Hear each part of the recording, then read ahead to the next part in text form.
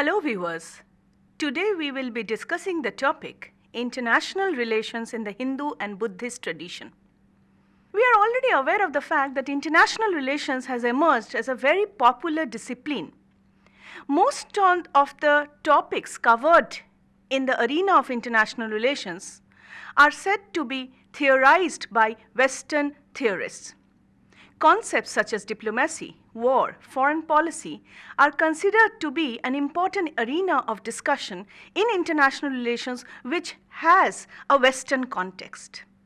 However, students, it is time to understand and learn whether international relations as a subject of study and as a practical area of operation was found in ancient India or not. The question is whether interstate relations was unknown in ancient India or not. Today, let us try to understand whether political concepts pertaining to international relations and their applicability were present in ancient Indian literature or not. We have already studied that political principles pertaining to state, citizenship, rights and duties, concepts of good governance, accountability, financial system, etc. were well pronounced and known in ancient India. From the archaeological sources as well as foreign accounts of travelers, we find numerous descriptions of how advanced ancient India was. Therefore, it is imperative to understand whether international relations existed or not, or whether these monarchical systems were closed political systems. Today's lecture would try to analyze and examine international relations and their applicability, if any, in ancient scriptures. In order to better facilitate our understanding of international relations or interstate relations in ancient India, I have divided the entire discussion into two broad themes. In the first part of the discussion, we would focus on Hindu political literature, specifically focusing on Arthashastra, Mahabharata, Manusmriti, and a few principles from the Ramayana. Thereafter, we will focus on the principles of interstate relations in the Buddhist scriptures. Now, we need to begin with the basic assumption that the political system in ancient India, whether Hindu or Buddhism, did not directly focus on war or propaganda or diplomacy. Rather, these precepts were highlighted in different theoretical principles of governance. We also need to understand first what was diplomacy, what was war, whether war was a principle of foreign policy or whether war was considered to be the last resort. Before we move on to this specific literature, we need to understand some of the common themes around diplomacy and interstate relations that was found in ancient India. Now, it is rightly pointed out by a number of Indian scholars working on ancient Hindu literature that interstate relations, diplomacy and foreign policy were found directly mentioned in the literature on Arthashastra, the Dharma Shastras, the Dharma Shudras, Agni Purana, Aitarya Brahmana, and so on and so forth. In fact, if you just look into the protracted negotiations between Kauravas and Pandavas in the Mahabharata, clearly points out to the fact that war was not something which was to be undertaken at the very first resort.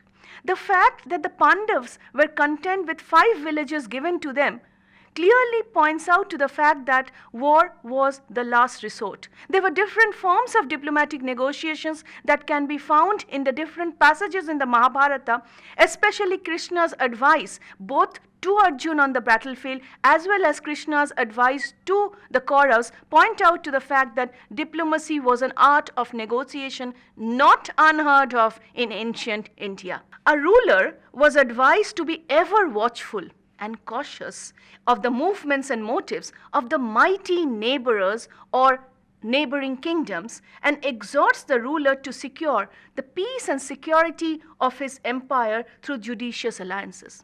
Students, you must have surely heard of the Ashwamedh Yajna, which was an important part of the process of extending one's territorial supremacy. Thus, we can see that interstate relations may not have been so pronounced as we find it today in terms of Cold War, post-Cold War negotiations, but definitely rulers placed emphasis on various aspects of territorial supremacy and enhancement of political power. In fact, the concepts like Dharma Yudh, Dharma Vijaya was found in different texts in the Arthashastra and Manusmriti.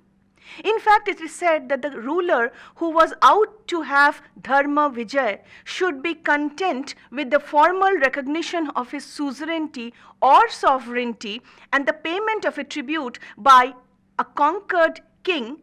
He was not to annex the kingdom of the conquered king. So, treatment of the conquered king was an important part of discussions in ancient Indian literature. The rules of Kuta Yudh permitted rulers to engage in war in any time and under any circumstances. So, diplomatic warfare was also an important part. There were various forms of war. One was Prakasha Yudh, which speaks about open warfare like we had in Western history. There were definite rules of treatment of enemies. It is important to note that one who has laid down arms and threw himself on the mercy of the conqueror was not to be slain, not to be murdered by the victorious ruler. So also one who was wounded or fleeing away from the battlefield should also not be killed. So the concept of humanitarian assistance can also be found in the ancient literature on warfare.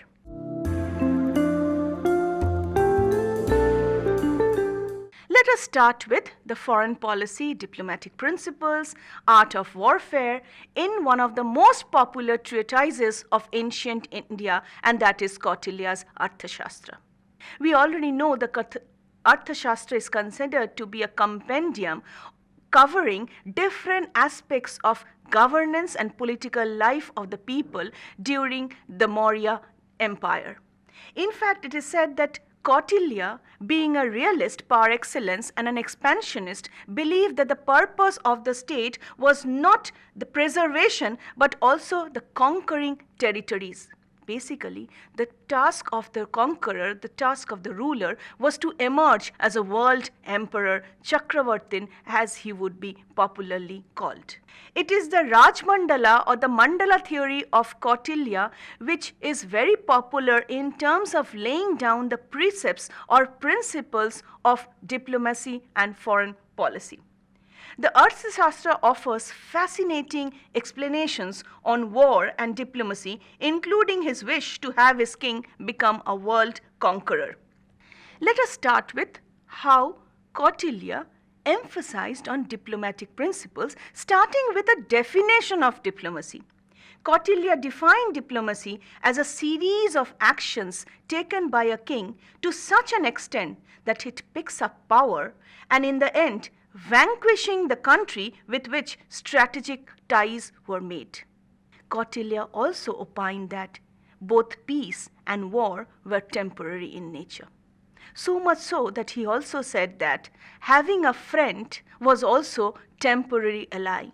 In other words, nothing was permanent in the art of foreign policy. He also said that a monarch who understood the factual implications of diplomacy masters the entire world. Thus, we can see Kautilya emphasized on the applicability of diplomacy at the right time to ensure that the emperor becomes a Vijayagashu or a Chakravartin. Kautilya illustrated on tactics for a strong ruler. What are the tactics that a strong ruler should apply in order to become expansionist and a world conqueror? That does not mean he did not have anything to advise the weak rulers. Simultaneously, he provided precepts and foreign policy principles which can be applied by a weak ruler, and in the course of time that weak ruler can emerge as a Chakravartin. Thus, his principles were for both a strong as well as a weak ruler. His types of diplomacy relied upon the kind of the ruler, whether the approach was coordinated with a superior ruler, an inferior ruler, or an equal ruler. Therefore, Kautilya offered different principles to be followed for a ruler who was superior, somebody who was weak, and somebody who was equal in strength. He characterized dominance or inadequacy principally on three extensions: armed superiority, financial supremacy, and geographic dimension. This is also found in contemporary international relations, where geopolitics has emerged as an important area of international relations. Just like modern international relations focuses on geopolitical supremacy, financial independence, as well as military might, in a similar vein, Kautilya also focused on the emperor to lay special emphasis on military supremacy, ensuring that the kingdom was always full of treasures, and finally to ensure that the geography of the empire extended far and wide. Kautilya proposed that a king should always pursue that foreign policy which would serve the self-interest of the ruler and ruler alone. Now, when he speaks of self-interest, he speaks of three kinds of self-interest: political self-interest, military self-interest, and economic self-interest. And it is in the preservation and persuasion of self-interest that diplomatic negotiation should be entered to. As a political realist, Kautilya assumed that every nation act to maximize power and self-interest, and therefore moral principles or obligations have little or no force in actions among nations. Therefore, he advised the ruler to be ruthless in practice when the time came. Whether one goes to war or remains at peace depends entirely upon the self-interest or advantage of the ruler. War and peace are considered only from the perspective of profit. One keeps an ally, a friend, not for goodwill or for any obligation, but for serving the self-interest of the ruler. And when the right time comes in, Kautilya did not hesitate to advise the ruler to dump the ally at the opportune moment. Kautilya, being a political realist, also acknowledged the fact that each country performed to amplify self-interest plus power. So much so that ethics, morality, did not have much of a space in Kautilyan realm of power. Kautilya also believed that because nations always acted in self-supremacy on national interest, it was therefore imperative to understand that peace was not a permanent affair. Even times of peace could transform itself into war, given the fact that the ally can enter into dangerous negotiations with another king in the vicinity. Therefore, a king should always be cautious of what is happening in the adjacent kingdoms. And that is the reason why Kautilya emphasized on the importance of doots or ambassadors and the importance of espionage in international relations. Kautilya also emphasized on another very pertinent principle of diplomacy, and that is the fact that a ruler should always prepare for war and plan to conquer. Because war necessitates heavy military expenditure, that cannot be a loss expenditure in the event the king gets defeated. Therefore, a ruler should always enter into warfare only when he is certain that he is going to emerge victorious after the war. Let us now try to move on to another very important and an interesting area analyzed in much detail by Kautilya, and that is how should we conduct international relations. He explained that if you really want to be extremely powerful and emerge as the Chakravartin, you have to follow the mandala theory. Mandala is a Sanskrit word which means circle of states. It is a geographical concept of division of lands of the king and the neighboring kingdoms. In fact, it has been appreciated that this is the first theoretical work on an ancient system of kings, kingdoms, and empires in the intellectual history of mankind that can be considered to be analogous to a model of international relations. The circle of kingdoms, mandala, consists of 12 kings. And Kautilya goes at length to explain the various permutation and combination and the relationship between these 12 kings. However, he says that the first very common principle is that your immediate neighbor is your enemy. In fact, he goes on to suggest that this concept of enemies and friends are also not permanent. It is the earnest strategy of the king to ensure that the enemy kingdom is annexed at the earliest opportune time. Thus, in this entire mandala, what we find is that the immediate kingdom is the enemy, but the alternate kingdoms are friends. So 1, 3, 5, 7, 9, these kingdoms are friends in the sense that they are alternate kingdoms. However, 2, 4, 6, 8 are enemies to the Vijigishu. This entire concept of mandala is explained keeping the Vijigishu at the center of diplomatic precepts. Now let us try to understand how did Kautilya define these 12 kingdoms. He had a particular relationship with the Vijigishu through which he analyzed these 12 kingdoms. Now, according to him, the center kingdom is a Vijigishu. Vijigishu refers to the Chakravartin or the king through which international relations start. Now, we need to understand that Kautilya, being a realist, said that kingdoms can be on the frontal side as well as on the rear side. So, Vijigishu had to tackle two kinds of enemies. Enemies who are located in the frontal kingdoms, therefore there should be separate military strategy for tackling the kingdoms on the frontal side, and there would be another kingdom on the rear side which also has to be strategically defeated and kept contained. Now he uses specific terms to denote this entire circle of relationship. Let us try to understand Kautilya's mandala theory with the help of a pictorial representation. If you look into this diagram, you will find that the frontal kingdom, the immediate king who is adjacent to the Vijigishu, is the Ari. Ari means enemy. Now, apart from the Ari, the next kingdom is the Mitra. Mitra refers to ally.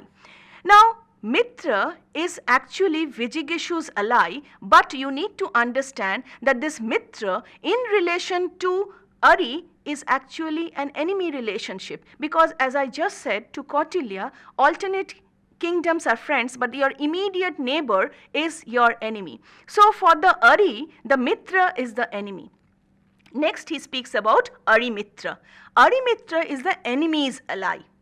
Next you have Mitra Mitra. Mitra Mitra is the friend's friend. Friend's friend is also Vijigishu's friend. The next kingdom is Ari Mitra Mitra. So he is the enemy's ally's ally. So not only the Vijigishu has circle of friends and foes, the Ari also has his own circle of friends and foes. Now this is about the frontal side of the territorial demarcation of friends and foes.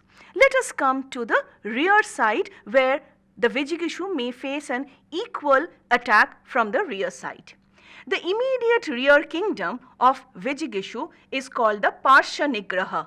Parsha Nigraha means rear enemy. The Parsha Nigraha's enemy is Akranda, who is actually the ally of Vijigishu from the rear side. Then we have the Parsha Nigraha Asara, who is actually the enemy's ally from the rear side. And then we have Akranda Ashara, which are the rear ally's friend. So if you look into this, takes into account 10 kingdoms. Now 2 more kingdoms are there. One is called the Madhyama. Madhyama is the middle king who is situated in between the Vijigishu, Ari and Mitra. There is another kingdom which is far off from this entire range of the Ari and the Mitra. We call it the Udashin or the neutral kingdom. Isn't it quite similar to what we find in international relations today?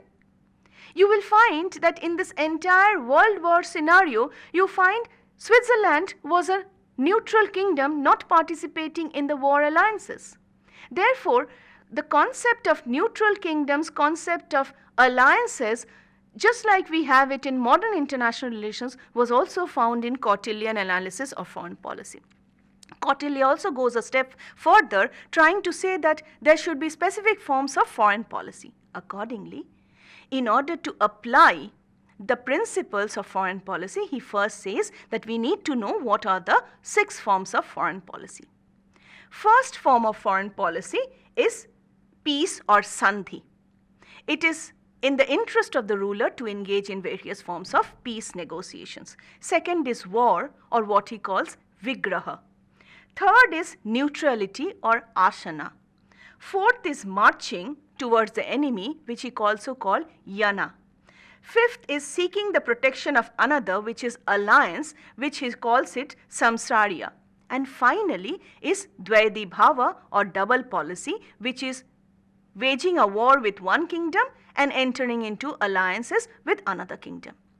Now Kautilya, as I said, he was a realist par excellence. He also tells us how we are going to apply these principles if we really want to be a world emperor. To quote Kautilya, he says that whoever is inferior to another shall make peace with him. Whoever is superior in power shall wage war. Whoever thinks no enemy can hurt me, nor am I strong enough to destroy my enemy, shall observe neutrality. Whoever is possessed of necessary means shall march against his enemy. Whoever is devoid of necessary strength to defend himself shall seek the protection of another. Whoever thinks that help is necessary to work out an end shall make peace with one and wage with another. Such are the aspects of 6 forms of foreign policy. Another very vital precept that he says is that of the 6 forms of foreign policy, a wise king shall observe that form of policy which, in his opinion, enables him to build forts, construct buildings and commercial roads, to open new plantations and villages, to exploit mines and timber and elephant forests, and at the same time to harass similar works of his enemy. That kind of foreign policy should be pursued by states. Thus we find that Kautilya's Arthashastra contains a comprehensive analysis of foreign policy and its principles.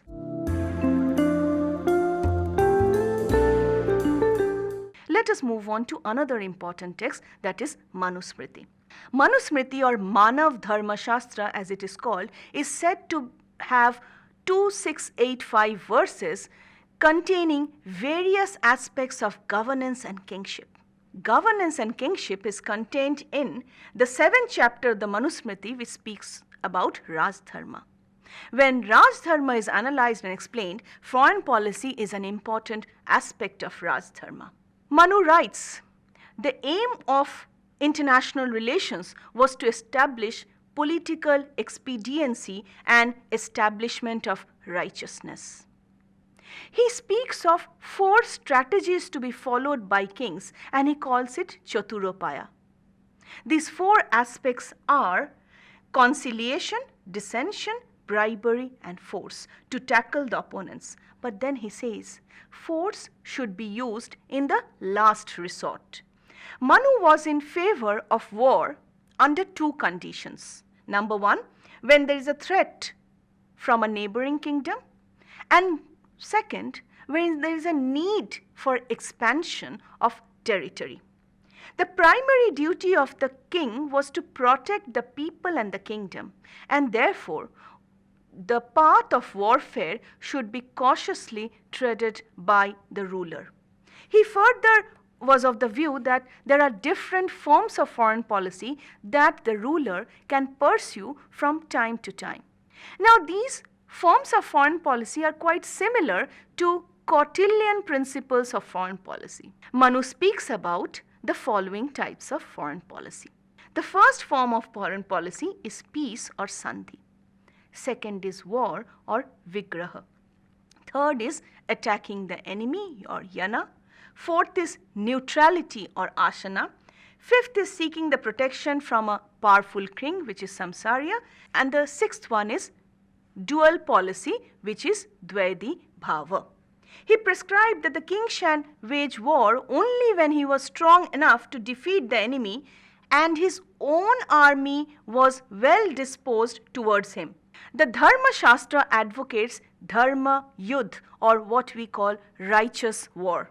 Manu favored a king to make peace when he was sure of superiority in future but loss at the present. So when he was aware of the loss at present, he should not speak of any forms of warfare. He prescribed that the king shall wage war only when he was strong enough to defeat the enemy. Finally, he spoke about the needs of strategies of attack. The king should march during the season favorable for the army and should provide necessary weapons for the troop for the occasion. Under exceptional circumstances, the king may march if he was sure of his victory. His enemy must not know of his weaknesses, but he should know of the weaknesses of his enemies. The next stage after war was peace. The purpose of peace was threefold. 1. Acquiring territory, which is bhumi or land, acquiring of an ally or mitra, and third, acquiring of money. He observes that the king prospers not so much by acquisition of money, but by acquiring a noble as well as a helpful ally, because though the ally may be weak at the present, but may turn into a powerful one in the future. A weak friend is greatly commended who is righteous and grateful, whose people are contented, and who is attached and persevering in his undertakings.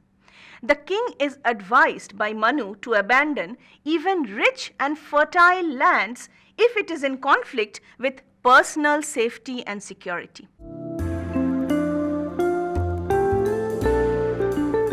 Let us now move on to the third text, the Mahabharata. The Mahabharata is considered to be a finest treatise on law, governance, and kingship. The Shanti Parva of the Mahabharata elaborates at length on the duties of the king. And in one of the duties of the king, we find detailed analysis of principles of diplomacy and warfare. However, we need to understand that while for Kautilya's Arthashastra and for Manusmriti, expansion of territory was one of the principles of interstate relations, we do not find the same in terms of Mahabharata, where it was believed that the purpose of interstate relations was to ensure to have noble kingdoms and allies of the king. Diplomacy and interstate relations were considered to be a part of Raj Dharma.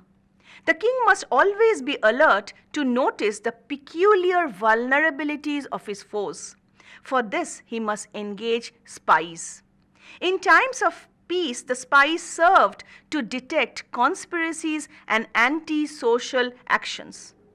The formula for diplomacy involved deception, appeasement of the powerful and suppression of the weak, hypocrisy, bribery, economic exhaustion, soothing reassurance, ruthlessness, vigilance and secrecy, and readiness to risk and to sacrifice. If possible, victory should be achieved without hostilities. Thus, we find that Shanti Parva focuses on the duties of the king as part of diplomatic and international relations.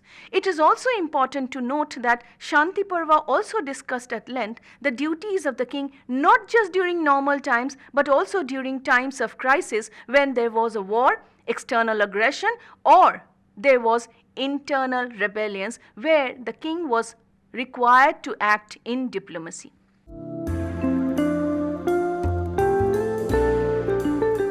So far, we have studied three main texts which gave us an idea about the nature of foreign policy, diplomacy, and interstate relations in the Hindu tradition. Let us now move on to the Buddhist tradition. The very interesting question to start off with is, did Buddha prescribe any principle of interstate relations, foreign policy, or diplomacy? Because as we already know that Buddha emphasized mostly on non-violence, righteousness, and dhamma. However, let me just state at the outset that Buddhist principles of interstate relations were very much there, but the principles were quite different from the Hindu tradition. Buddhist statecraft is said to be an international extension of Buddhist political and economic principles of equality, harmony, social welfare, non-violence, conciliation, and mutually beneficial commercial exchange, which has been summed up as Dhamma or righteousness. Buddha discusses statecraft mostly in parables, introducing the concept of world ruler or Chakravartin who would provide exemplary leadership for states in the international system. So instead of speaking of provincial administration or monarchy or forms of governance as we found in the Hindu tradition, we find Buddhism speaking of a world state system, what we call today global governance. The Chakravarti is a lesser or worldly Buddha that provides for the material welfare of mankind. So international relations imbibed and articulated principles of righteousness also.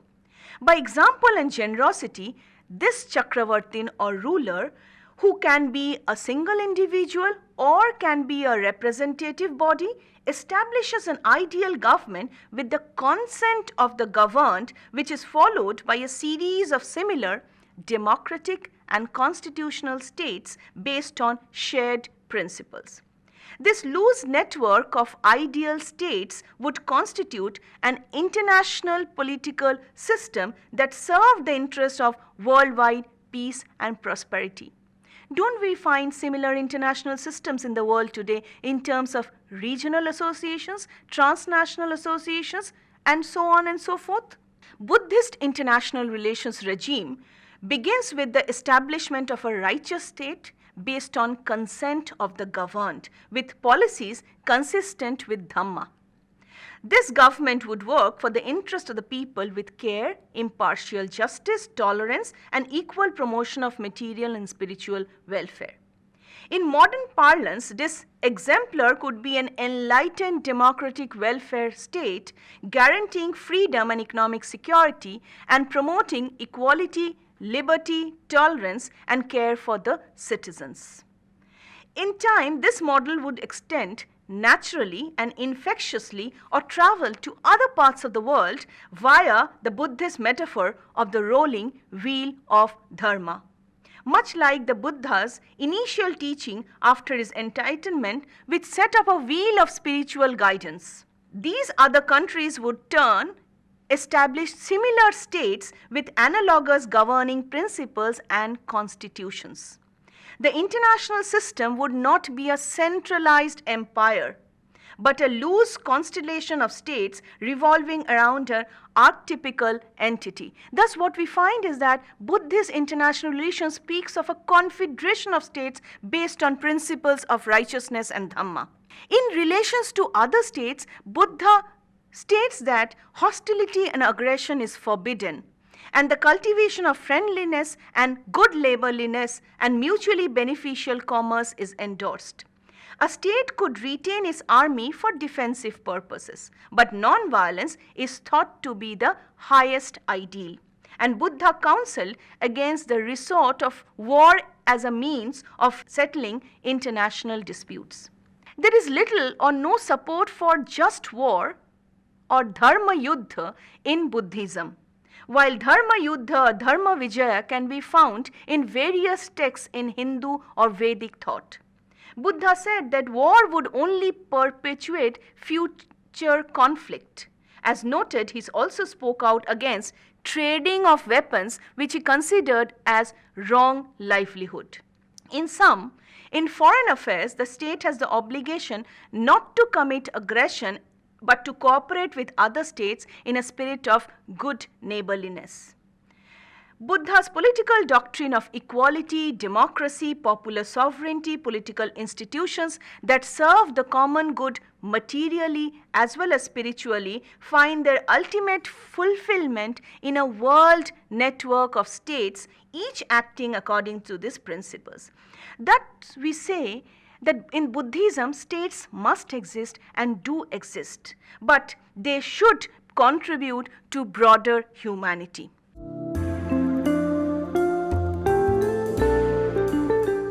What have we learned today? Let me quickly summarize.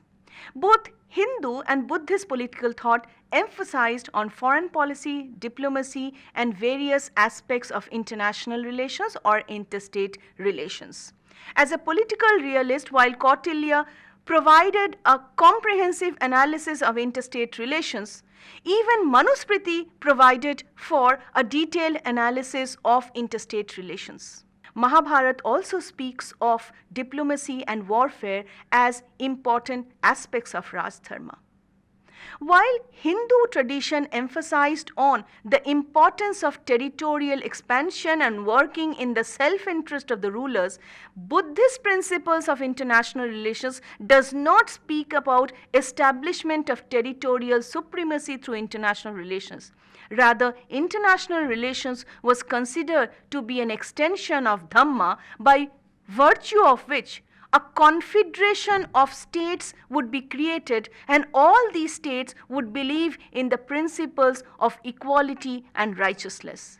Buddhist political thought, unlike Hindu political thought, did not justify war and believed that all future conflicts should be settled through negotiations and consultation and not by the use of brute force.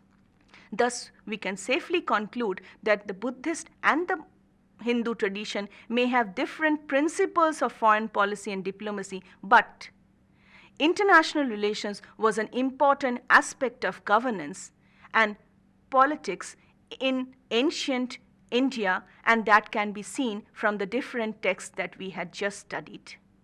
That's all for today. Thank you.